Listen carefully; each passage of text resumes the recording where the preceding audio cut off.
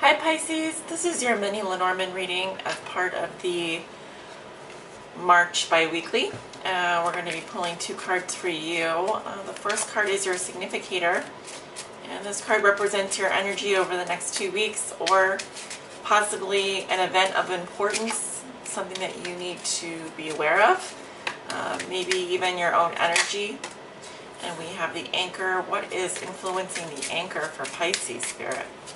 What is influencing the anchor for Pisces?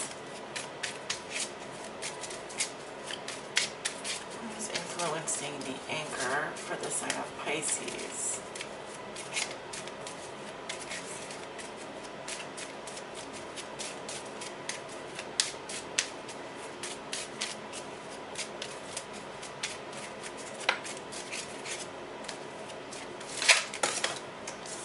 And we have the child.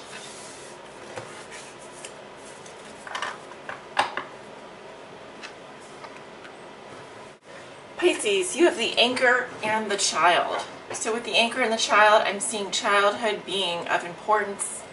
Perhaps it could be that something from your childhood comes to the surface during this period of time.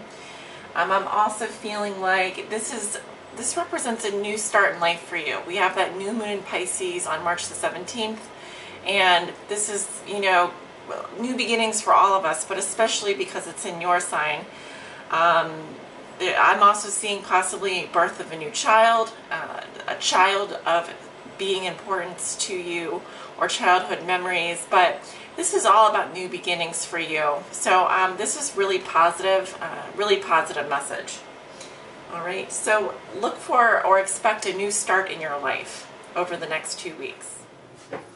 Hi Pisces, welcome to your bi-weekly love reading from March 15th through the 31st, 2018. This reading is for all Pisces out there that may be watching, whether you're a Pisces sun, Pisces moon, Pisces rising, Pisces on the house cusp, or have your Venus and Pisces. There's your card, Pisces. We have the beautiful Page of Cups. And yes, very lighthearted love messages here. Also, you may be thinking about sending a love message. New beginnings in love as well for you. Definitely in your element, Pisces. That's what I'm seeing. Spirit, what are the love messages and energies for the sign of Pisces? March 15th through the 31st, 2018. This reading is for all the Pisces that may be watching.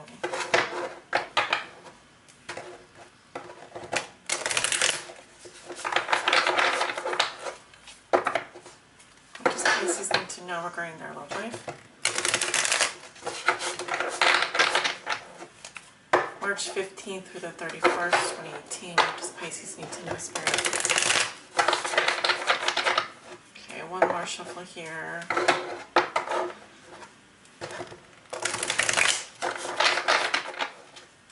Pisces. Pisces, love lives.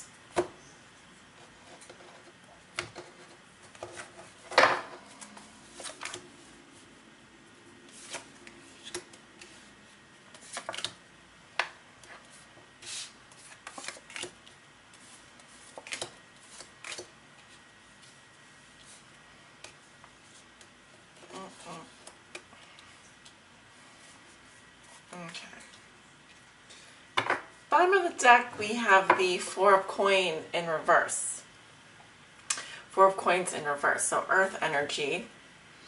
Four of Coins in reverse is about letting go, opening up more, release. Okay, there may be something you're releasing from your life. It can be belongings, it can be possessions, it can be a person.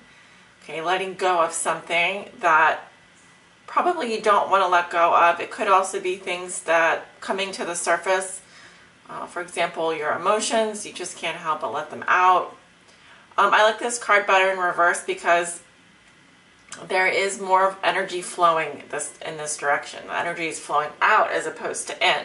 So instead of holding on and clinging on to something, you're releasing it, okay?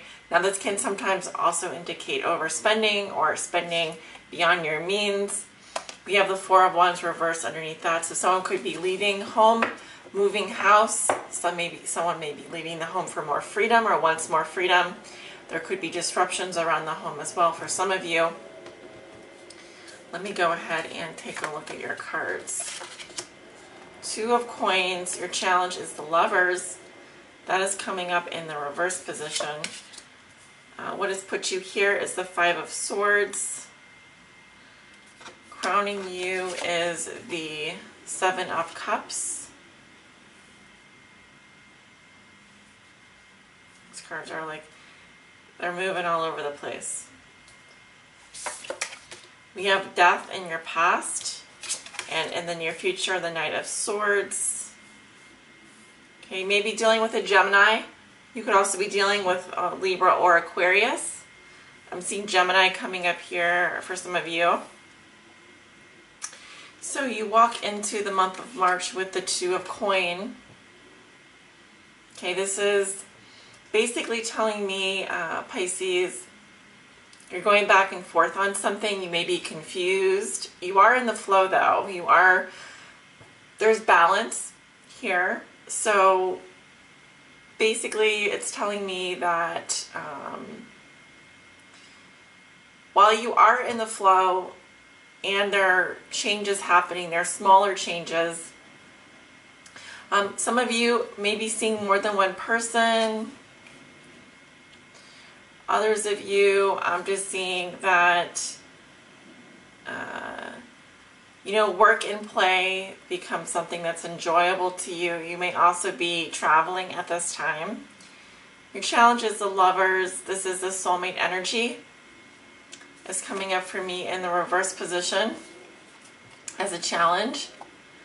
So you could be going through a karmic separation with a soulmate. You may not be, your soul contract may be over with this person. You may be confused as to what to do if you are actually disconnecting from your soulmate at this point. You're not able to make a decision possibly between two people. Your head and your heart are not in unison there. When that happens, try to feel with your heart. Try to connect through your heart as much as possible. Obviously, if your head is in disagreement with your heart, that means that you need to do more work on yourself.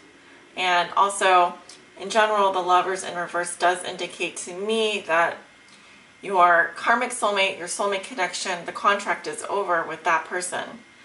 So you may be confused as to what to do. Do you move on? Do you end it? Do you go back and forth? Well, I would recommend maybe staying in a place of limbo because that's kind of the energy that I'm getting. What has put you here is the Five of Swords. There's been a lot of strife. There's been fighting, battles. This is the Lord of Defeat. So you may feel like you've won something here, or you may feel like someone has defeated you. But remember, this is the hollow victory. There are no winners with this card. It's a 5. It talks about conflict.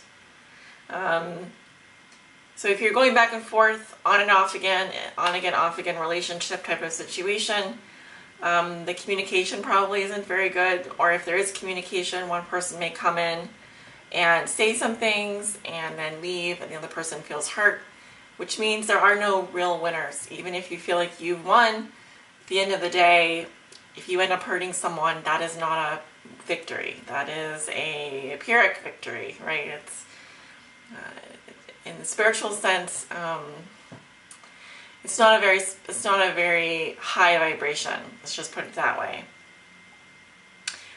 In the past, you have death, so there were some changes and some endings here. Transformation for sure. Definitely the ending of a phase in your life, maybe the ending of a relationship. Maybe you're coming out of that, and you know, these changes now are smaller. There are more incremental changes happening now for you. Death is also the sign of Scorpio. You might have been dealing with Scorpio. But of course, as you know, Jupiter is retrograde in Scorpio right now. And so what does that mean for all of us? Is it time for us to review our relationships? You may be tempted to go back to a soulmate relationship. You feel like you have this connection, but in reality, it's very likely that this is a breakup that's already happened. And if you go back to this person, there are probably no more lessons for you to learn in that relationship. You have learned everything you need to learn. It's time for you to move on. With the Seven of Cups, I'm definitely seeing again this feeling of confusion. You may also be fantasizing a lot. This is about creative brainstorming. You may also be thinking of lots of options in your love life. I feel like you're going to have your head in the clouds a little bit lifted from reality. So it's important to stay grounded as well. I'm basically seeing a little bit of confusion though happening for you. You may have trouble distinguishing between fact and fantasy. So life may have to teach you what is real and what is not. If you're not certain, you may have a rude awakening at some point. Going into the near future, this will be closer to the end of March. You have the Knight of Swords. I feel like there's someone rushing into your life. Pisces, I just heard Virgo, but also could be Gemini. This person comes in fast. They want answers. They want to deliver a message to you. It's very swift energy, very fast-moving energy. This could be Gemini as well. Something takes place very fast for you. Things move forward very fast.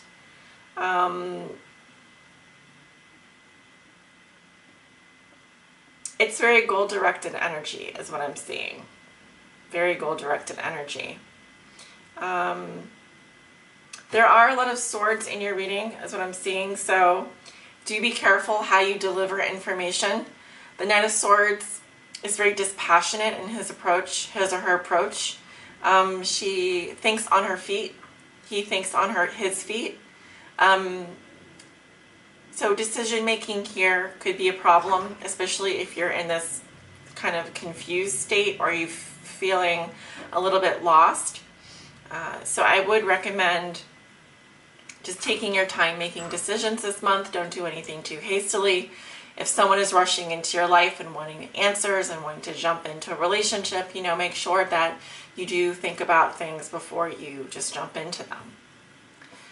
All right, so we're going to go ahead and I'm going to pull a guidance message for you from the Ancient Animal Wisdom deck. And let's see what your spirit animal is for over the next 2 weeks.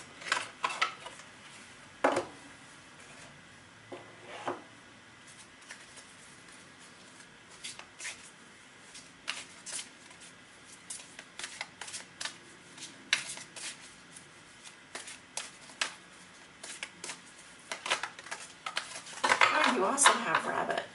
So I just read for Virgo and they had rabbit as well. Okay. And However, while you may be dealing with a Virgo, because I did mention Virgo energy coming in here, it could be someone that has air sign in their chart as well. And let's see.